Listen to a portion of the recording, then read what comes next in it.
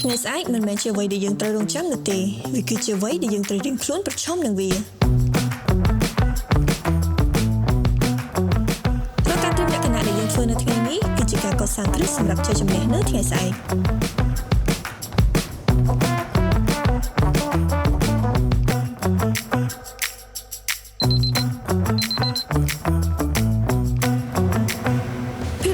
មិនមែនកាត់ឡើងដោយចៃដន្យនោះទេវាទាមទារមានការយកចិត្តទុកដាក់លើរាល់ព័ត៌មានលម្អិតតូចបំផុតដើម្បីធានាថាអ្វីៗគ្រប់យ៉ាងដំណើរការដោយរលូននៅពេលដែលឱកាសឬបញ្ហាប្រឈមមកដល់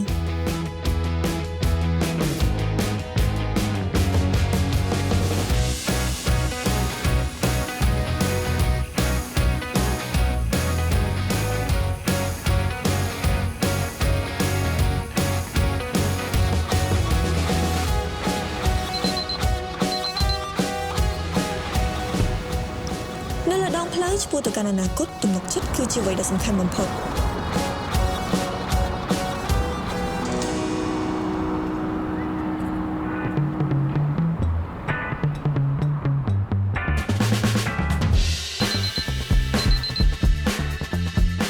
ទំនុកចិត្តដែលកើតចេញពីការដឹងថាយើងមានអ្នកជំនាញដែលបានត្រៀមលក្ខណៈគ្រប់យ៉ាងទុកជាមុន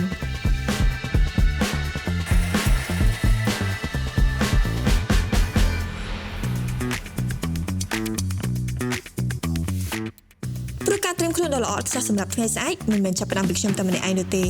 ព្រោះយើងមិនអាចទូទាយរឿងថ្ងៃស្អែកបានទេប៉ុន្តែយើងអាចត្រៀមខ្លួនសម្រាប់វាបាន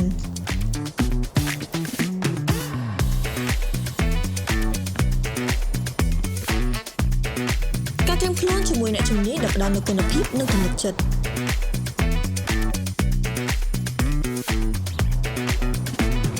ហើយពីការត្រៀមខ្លួនគឺការចេះប្រើពេលវេលាបានត្រឹមត្រូវពេញមួយថ្ងៃ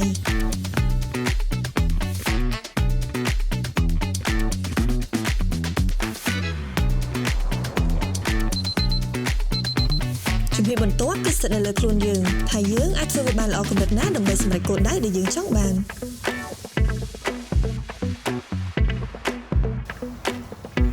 ការអាសៀវភៅគឺជាការវិនិយោគដ៏ល្អបំផុតលើខ្លួនឯងនិងអាចឲ្យយើងមានចក្ខុវិស័យដ៏វែងឆ្ងាយផ្ដល់រង្វាន់ដល់ខ្លួនឯងជាមួយអាហារពេលល្ងាចដ៏ស្រស់ស្រាយនិងរីករាយនឹងលទ្ធផលនៅថ្ងៃនេះ